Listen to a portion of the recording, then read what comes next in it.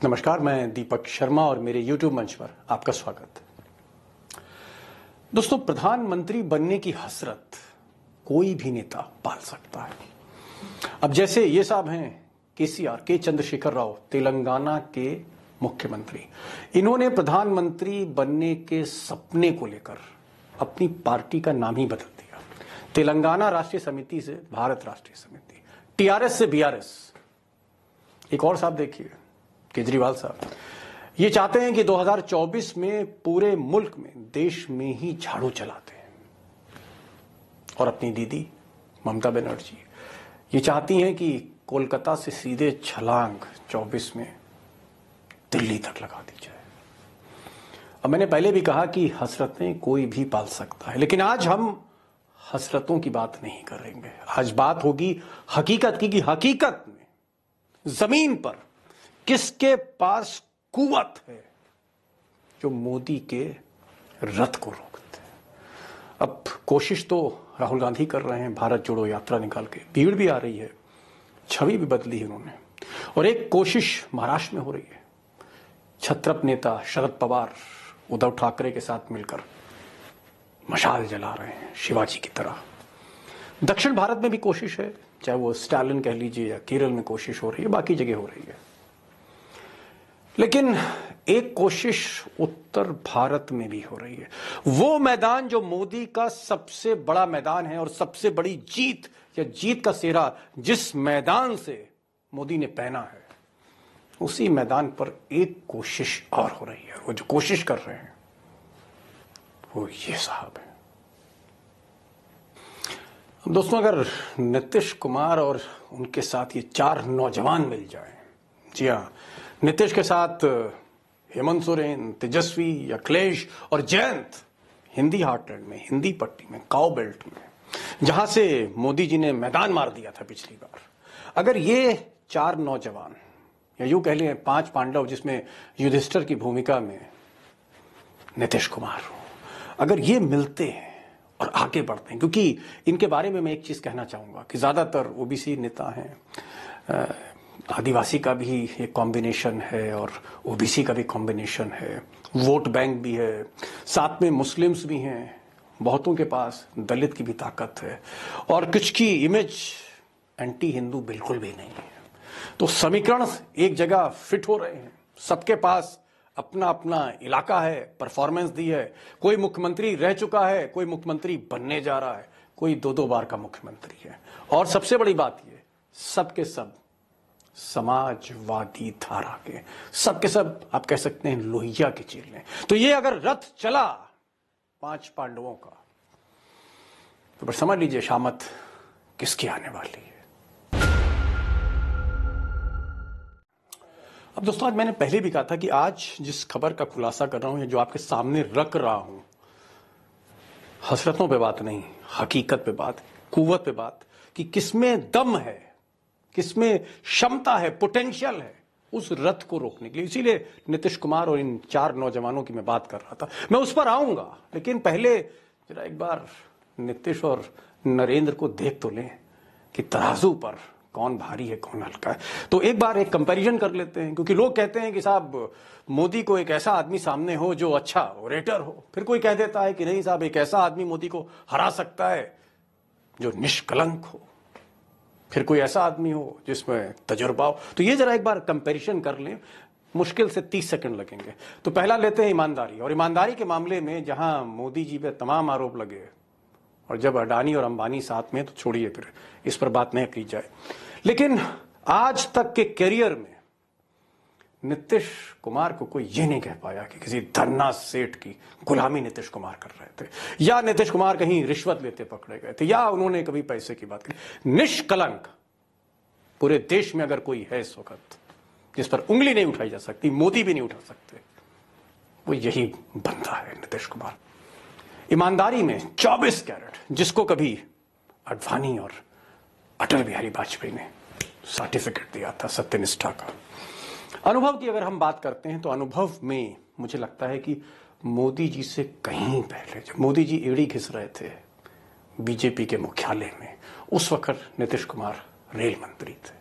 मैं इसका साक्षी हूं, फिर कभी बताएंगे। अनुभव में कोई कमी नहीं है।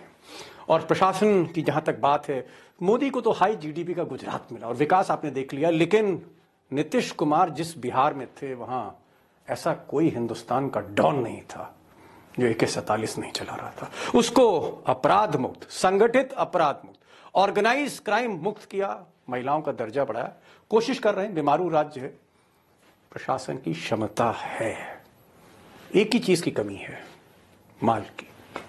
अब वो माल कहां से आएगा, कॉर्पोरेट पावर कहां से आएगी? मुझे लगता है कि जब एक बार रथ चलता है, जैसे केजरीवाल का रथ जब निकला था दिल्ली में, मैं साक्षी था, पैसा नहीं था, 2 ही करोड़ थे और जो प्रशांत भूषण और उनके पिता ने दिए थे, उस 2 करोड़ से केजरीवाल ने कांग्रेस और बीजेपी को पटकनी दे दी थी।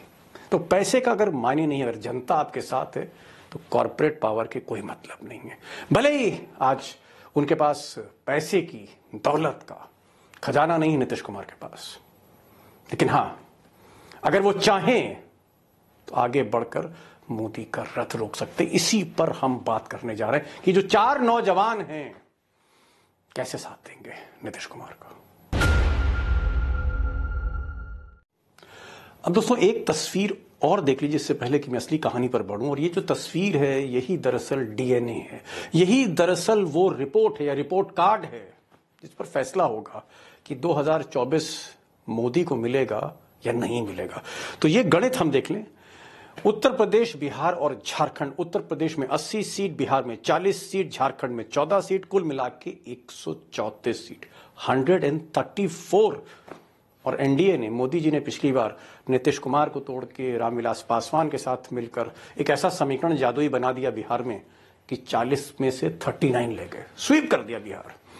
और उत्तर प्रदेश में 64 ले गए, अपना दल को 2 मिले थे जिसमें 80 में 64, झारखंड में 14 में 12 सीट ले गए, यानी 134 सीट।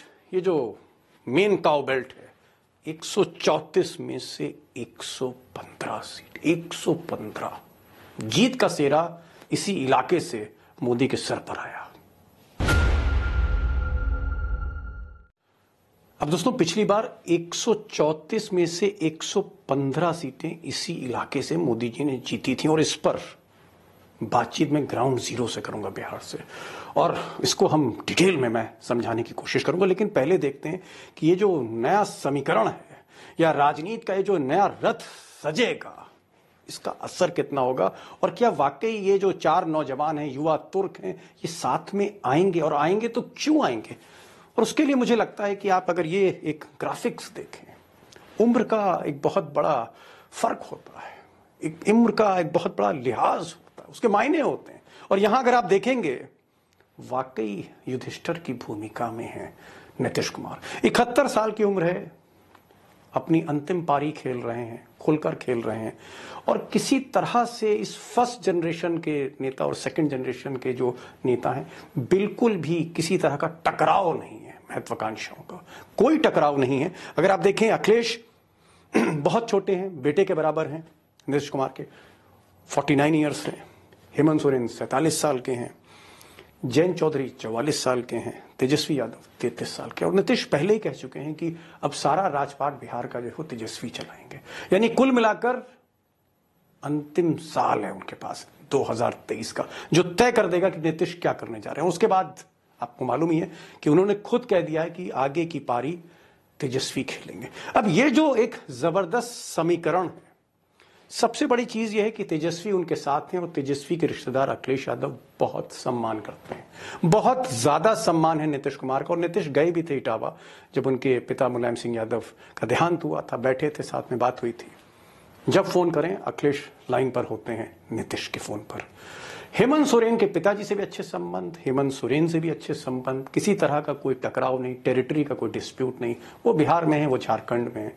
और यहां पर भी मैं आपको आगे ग्राउंड जीरो की रिपोर्ट में समझाने की कोशिश करूंगा। बात एक बार जयंत चौधरी कर लेते हैं।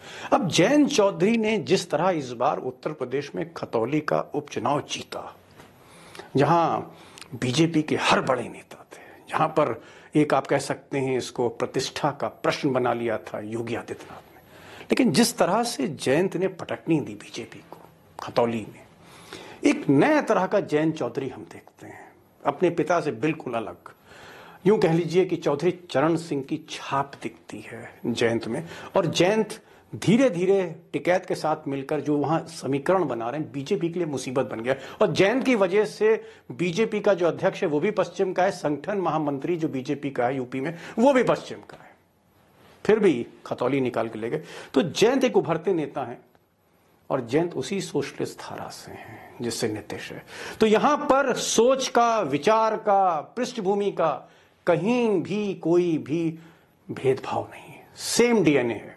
यानी पांडव हैं तो हैं, बस देखना यह है कि रथ आगे कब बढ़ता है। अब इस रथ के अलावा थोड़ा सा नीतीश को अगर हम राष्ट्रीय परिदृश्य में देखें तो नीतीश की कोशिश है, नीतीश कुमार की कोशिश है कि दक्षिण भारत में भी कहीं ना कहीं अपने फुटप्रिंट्स को स्थापित करें। इसलिए ऐसा कहा जा रहा है कि नीतीश जो जनता दल यूनाइटेड को इस वक्त नेतृत्व कर रहे हैं, वो देवेगौड़ा पूर्व प्रधानमंत्री का जो जेडीएस है कर्नाटक में, उसके साथ हो सकता है बातचीत हो रही है, विलय हो जाए, देवेगौड़ा और नीतीश कुमार एक बने और जनता दल जो है पार्टी का नाम, यानी पुरानी पार्टी जो जनता दल थी उसको रिवाइव करने की बात है, ये भी होगा। और मुझे लगता है जब ऐसा होगा तो ये जो रथ है और ताकतवर हो जाएगा। एक चीज दोस्तों मैं यहां और ऐड करना चाहता हूं इससे पहले कि मैं आपको ग्राउंड जीरो की रिपोर्ट दिखाऊं बिहार की। एक चीज ये कि राहुल गांधी से भी एक अच्छी केमिस्ट्री है नीतीश कुमार की, और वैसे भी नीतीश कुमार यूपीए के इस वक्त पार्ट है, यूपीए की ही सरकार है बिहार में, जहां कांग्रेस भी उनकी साथी दल है। झारखंड में भी यही स्थिति, झारखंड में भी हेमंत सोरेन के साथ जो है वो कांग्रेस है। और इस पूरी बेल्ट में कांग्रेस बहुत वीक विकेट पर है। अगर आप उत्तर प्रदेश देखें या बिहार देखें तो कुल मिलाकर राहुल गांधी भी चाहेंगे कि नीतीश कुमार का ये रथ इन 3 राज्यों में चले और मोदी के रथ को रोक दे। तो देखा जाए तो कुल मिलाकर आप ये कह सकते हैं स्थिति सकारात्मक है, पॉजिटिव है, ऑप्टिमिस्टिक है, हर तरफ से आपको प्रॉमिस दिखती है। सिर्फ नीतीश कुमार को आगे बढ़ना है, लेकिन नीतीश कुमार कब अपना कदम बढ़ाएंगे, क्या कोई महीना है, कोई मुहूर्त है, कोई शुभ घड़ी है, इस पर भी डिस्कस करेंगे। चलते हैं सीधे बिहार।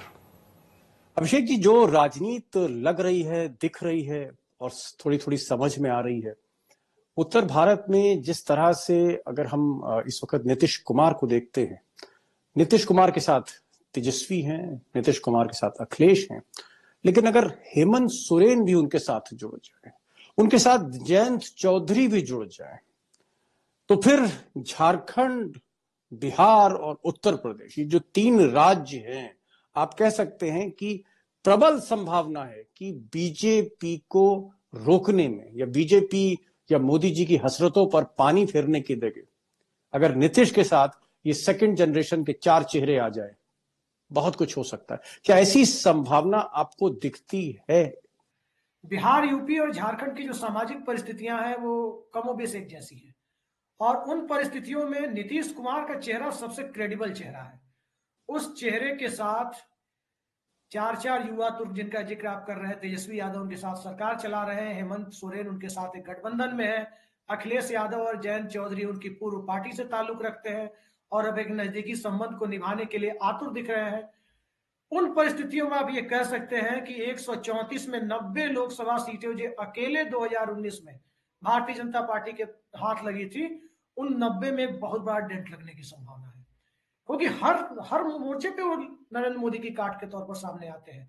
चाहे एक गवर्नेंस का मॉडल हो, चाहे एक सबको साथ लेकर चलने वाला एक कोहेसिव थिंकिंग वाला मॉडल हो, चाहे रोजगार देने की बात हो, खुद नीति आयोग के आंकड़ों की आप बात करें, उन नीति आयोग के कई सारे पैरामीटर्स पर नीतीश कुमार की सरकार और उनका राज्य, उनके गवर्नेंस मॉडल के दौर में कई भाजपा शासित राज्यों से ऊपर नजर आता है। ये जो इलाका है जिसकी हम बात कर रहे हैं, वहां पर जो आपका नेटवर्क स्थापित है, उस नेटवर्क से आपको क्या खबर मिल रही है? सिग्नल क्या आपका नेटवर्क दे रहा है? क्या क्या ऐसा हो सकता है, जो मैंने सवाल आपके सामने रखा, क्या ये चीज हो सकती है? क्या एक नेचुरल कॉम्बिनेशन आपको दिखता है कि जहां ये चारों खिलाड़ी नीतीश कुमार के साथ, महारथी के साथ मिल जाए? आप इन चारों की बात कर रहे हैं, इसके अलावा भी कुछ खिलाड़ी हैं जो इस चेहरे के साथ जुड़ सकते हैं। खैर, उनकी चर्चा हम आज नहीं करेंगे, लेकिन आप एक छोटा सा उदाहरण देख लीजिए। पूर्वांचल एक्सप्रेसवे बहुत ही शिद्दत के साथ बनाया गया, बहुत प्रचार हुआ। उस पूर्वांचल एक्सप्रेस वे जितने जिलों से गुजरा, उसके अधिकांश जिलों में समाजवादी पार्टी ने एक बड़ी जीत दर्ज की। अधिकांश जिलों में, आप बलिया में देखें, मऊ में देखें, गाजीपुर में देखें, अच्छी जीत मिली है। आजमगढ़, अंबेडकर नगर देख सकते हैं आप। बिहार में भी जो सामाजिक समीकरण है, बिहार के बारे में आपको एक चीज मैं बता दूं, बीजेपी के एक नेता से मेरी बात हो रही थी, एक आंतरिक सर्वे कराया गया कुछ दिनों पहले। जो सत्ता में होते हैं वो कराते ही हैं, इसके अलावा आरएसएस का अपना नेटवर्क भी है। और जो उनके फीडबैक है, जो जानकारी मेरे तक आई है, ये तमाम कोशिशें बीजेपी के लोग जो कर रहे हैं, कई सारे विभीषण भी अगर महागठबंधन के दलों से ढूंढ लिए जाए, एक तो ढूंढ भी लिए गए हैं जनता दल यूनाइटेड से, जो भी केंद्र में मंत्री थे, अगर ढूंढ भी लिए जाए तो बीजेपी अलायंस की सीटें 4 से 8 के बीच में बनती हुई उनके अपने सर्वे में आ रही है। सोचिए, 40 में 39 सीटें थी, एक कम 40, तो सीटें उन्हें गई थी। उत्तर प्रदेश में 71 सीट और फिर उसके बाद 64 सीट। झारखंड में लगातार 2 बार से 12-12 सीटें मिल रही है गठबंधन के साथ। तो आने वाले समय में क्या होगा आप देख सकते हैं। इसमें जाति जनगणना का मुद्दा है, जो बिहार में काम शुरू होने जा रहा है, शुरू हो भी चुका है। और झारखंड में देखें तो आरक्षण की सीमा को बढ़ा करके 75 के आसपास जो ले जाया गया है, एक सब ऑल्टर्न राइट, जिसे जो सोशियोलॉजी की भाषा में कहते हैं, जो झारखंड में कम से कम ट्राइबल बेल्ट में वो दबा हुआ था आदिवासी वनवासी की बहस के बीच, उसको जिस प्रकार से हेमंत सोरेन उभार करके ले आए हैं, और उत्तर प्रदेश के नगर निकाय चुनाव पर जिस प्रकार से कोर्ट की रोक, खासकर ओबीसी आरक्षण के मुद्दे पर जिस प्रकार से राज्य सरकार की गलत नीतियों के कारण, उनके द्वारा ट्रिपल टेस्ट ना कराए जाने के कारण हुआ है, इसने समाज के उस तबके को, जिसे बड़ी शिद्दत से नरेंद्र मोदी ने अपने साथ जोड़ा था, उसके अंदर एक शंका की भावना भर दी है। मैं बात कर रहा हूं हेमंत सोरेन की। हेमंत सोरेन चीफ मिनिस्टर हैं झारखंड के। ऐसे में क्या ये केमिस्ट्री बन सकती है हेमंत सोरेन और नीतीश की? आपको ऐसा लगता है कि हेमंत भी अपने दरवाजे खोलेंगे? अगर पूरा का पूरा घर खोल देते हैं नीतीश कुमार, तो क्या अपना दरवाजा खोलेंगे हेमंत सोरेन नीतीश के लिए? क्योंकि है तो win win situation. Deepak ji, एक घटनाक्रम पे आपने ध्यान नहीं दिया है। जो बिहार में एनडीए टूटने की शुरुआत जिसे माना गया, आरसीपी सिंह का राज्यसभा का टिकट जब काटा गया, तो नीतीश कुमार ने उनकी जगह जिन्हें राज्यसभा अपनी पार्टी से भेजा, वो झारखंड जनता दल यूनाइटेड के प्रदेश अध्यक्ष खीरू महतो है। तो झारखंड के प्रदेश अध्यक्ष को दिल्ली लाए जाने की नौबत, ताकि वो सरकारी खर्चे पर मूव कर सके, सांसद के रूप में उनकी एक हैसियत हो, झारखंड में हेमंत सोरेन के साथ बराबरी पे बैठ के वो बात कर सके, ये अनायासी नहीं हुआ है। जिस समाज से खीरू महतो आते हैं, उसी समाज से नीतीश कुमार आते हैं। वो किसी वोट के लिए खीरू महतो के आने से नीतीश कुमार के वोट में कोई एडिशनल बेनिफिट हो जाएगा, ऐसी बात नहीं थी। ये सारी चीजें कोऑर्डिनेशन के लिए हो रही है। एक appropriate man in appropriate place, इस थ्योरी के साथ हो रही है कि कहां किसे लगाना है। उत्तर क्या प्रदेश ऐसा भी में आप हो सकता है जो खबरें आपको जो पाटलिपुत्र से खबरें मिल रही हैं, क्या ऐसा हो सकता है कि नीतीश कुमार इलाहाबाद से, फूलपुर से चुनाव लड़े, जैसे मोदी जी बड़ौदा से और बनारस से लड़े थे? तो क्या आपको ऐसा दिखता है? क्योंकि ये कुर्मी बेल्ट है, और जहां तक मेरी जानकारी है वो कहीं ना कहीं अवध से रिश्ते हैं उनके, नीतीश कुमार के। तो क्या आपको लगता है कि नीतीश कुमार फूलपुर से भी चुनाव लड़ सकते हैं? क्योंकि इसका फायदा सबसे ज्यादा अगर किसी को होगा तो समाजवादी पार्टी को होगा। जी, कुछ दिनों पहले उनका एक बयान आया था, जब फूलपुर की चर्चा मीडिया में चलनी शुरू हुई थी उस दौर में, आपको याद होगा, यूट्यूब पे मौजूद है, फुटेज देख सकते हैं। जी। नीतीश कुमार ने कहा था किसी दूसरे अवसर पर कि जब हमारी एक पार्टी थी जनता दल, तब तो मैं उत्तर प्रदेश का ही इंचार्ज हुआ करता था। डिनाई नहीं किया था फूलपुर वाली खबर को, बल्कि एक नया तथ्य सामने रख दिया था। तो इस तथ्य के सहारे बहुत सारी चीजों को तलाशा जा सकता है कि आने वाले समय में किस प्रकार की कोशिशें हो रही है। एक चीज और, अखिलेश क्योंकि यादव को भी उनकी जरूरत है, अखिलेश यादव को भी नीतीश कुमार की जरूरत है। ये आप ध्यान रखिए, जैसे जयंत चौधरी की जरूरत है, वैसे नीतीश कुमार की भी जरूरत है। आपको क्या लगता है कि ये जो 115 सीटें मोदी जी को मिली थी इन 3 राज्यों से, जिसने जीत का सेहरा भी बांधा और वो प्रचंड बहुमत के साथ भी आए, आपको लगता है कि ये 115 सीटें कहीं ना घटेंगी? हो सकता है आधी रह जाए अगर ये 4 लोगों का कॉम्बिनेशन बन जाता है। 5 पांडव, नीतीश, हेमंत, अखिलेश, तेजस्वी और जयंत, 5, हम 5। निश्चित तौर पे नुकसान तो होना ही है, क्योंकि उसके पास उस दौर में आप देखिए तो उस दौर के उस लोकसभा चुनाव में 2019 में जिसका आप 115 सीटों का जिक्र कर रहे हैं, उसमें बीजेपी के साथ कौन लोग थे? नीतीश कुमार थे, रामविलास पासवान जीवित थे, आज उनकी पार्टी बिखर गई है। बीजेपी के साथ क्या था? पुलवामा के बाद का माहौल था। बीजेपी के साथ क्या था? एक सैफरन राइज जिसको कहते हैं ना, भगवा उभार, वो था, जिसको अब समाजशास्त्रियों की भाषा में सैफरन फैटिक कहा जा रहा है कि जनता अपने मुद्दों पर लौट रही है, महंगाई का मुद्दा है। और बीजेपी के अधिकांश एमपी जो 2 टर्म से है और कुछ तो 3-4 टर्म से भी है, जनता से उनकी नाराजगी भी एक मुद्दा है, सरकार की नीतियां भी एक मुद्दा है, युवाओं का भी मुद्दा है तो किसानों का भी मुद्दा है। और इन सब के बीच अपना नेतृत्व, जो बात आप कह रहे हैं कि गुजरात से आकर नरेंद्र मोदी जब यहाँ पिछड़ा कार्ड खेल सकते हैं, तो फिर यहाँ का पिछड़ा नीतीश कुमार के नेतृत्व में पिछड़ा क्यों नहीं इकट्ठा हो सकता? उनका अपना प्राइम मिनिस्ट्रियल कैंडिडेट क्यों नहीं आ सकता? मगध साम्राज्य के वोटों की गिनती को लेकर नरेंद्र मोदी दिल्ली के तख्त पर विराजमान हो सकते हैं। ये कन्नौज से लेकर के पूरा बिहार का इलाका, जो आप झारखंड का कहते हैं, मगध साम्राज्य का इलाका है, लेकिन मगध साम्राज्य का अपना पिछड़ा क्यों नहीं हो सकता? ये सवाल तो है लोगों में। आखिरी सवाल आपसे मैं पूछना चाहूंगा, समय भी हो रहा है। नीतीश कुमार कब अपना कैंपेन शुरू करेंगे? क्योंकि समय बहुत तेजी से भाग रहा है, और जिस वक्त उन्होंने मोदी का दामन छोड़ा था या छुड़ाया था, और उसके बाद जिस तरह से राजनीतिक समीकरण राष्ट्रीय परिदृश्य में बदले थे और नीतीश हो रहा था, उसके बाद मुझे लगता है कुछ चीजें थोड़ी सी कहीं ना कहीं बैकड्रॉप में चली गई। अब समय बीत रहा है, 2023 में हम प्रवेश कर रहे हैं, और अगले साल 24 में चुनाव होना है, 2024 में। तो आपको क्या लगता है कि नीतीश कब कैंपेन शुरू करने जा रहे हैं? दीपक जी, जब पिछली बार हम लोग मिले थे, आपकी से इजाजत चाहूंगा ये बात कहने के लिए, तब आपने पूछा था कि नीतीश कुमार कब बीजेपी के फोल्ड से अलग होंगे। तो हमारे दर्शकों को भी याद होगा, आपको भी याद होगा, मैंने आपको एक संकेत दिया था कि देखिए, हिंदू मान्यता में सावन महीने के बाद का जो महीना होता है शुभ नहीं माना जाता, ज्यादा संभावना है कि इधर ही होगा, और अंततः वही हो भी गया था। आपको याद है? जी हाँ, याद है मुझे जी। तो मकर संक्रांति के पहले का, इसको खरमास बोलते हैं अपने यहाँ, इसमें कोई अपना शुभ काम नहीं करता, कोई कैंपेन नहीं करता, इस तरह से कोई अपने एजेंडे को लेकर के किसी शुभ काम में आगे बढ़ने की कोशिश नहीं करता। नीतीश कुमार के लिए भी कहा जा रहा है कि नीतीश कुमार इसके बाद अब अपना कैंपेन शुरू करेंगे। 14 जनवरी का हमें इंतजार करना चाहिए कि उसके बाद नीतीश कुमार का एजेंडा सबके सामने आएगा। इन 5 दलों का, जिनका आपने 5 पांडवों का नाम लिया, सबका एजेंडा सामने आएगा, और इसके साथ साथ ये भी तय होगा कि कोऑर्डिनेशन किस लेवल पे होगा। कोऑर्डिनेशन सीटों के लेवल पे होगा, कोऑर्डिनेशन वोटों के लेवल पे होगा, और हो सकता है कि जब बारात चले और नगाड़ा बजे और एक माहौल बने, तो हो सकता है मायावती भी साथ में आ जाए, क्योंकि कांग्रेस तो साथ खड़ी ही है इनके, मायावती भी आ जाए यूपी में। देखिए, अब इस मामले में मैं कुछ नहीं कर सकता, क्योंकि आज की तारीख में किसी एक दलित चेहरे को तो साथ में लाना ही होगा। चाय वाले का मुकाबला करना है तो जिनकी कोई चाय नहीं पीता, या तो उन्हें साथ लाना पड़े, स्ट्रेटेजिक तौर पर ही अलायंस को कम सीटें ही दी जाए, या बहन जी को साथ लाना पड़े, किसी को तो साथ लाना पड़ेगा। जी।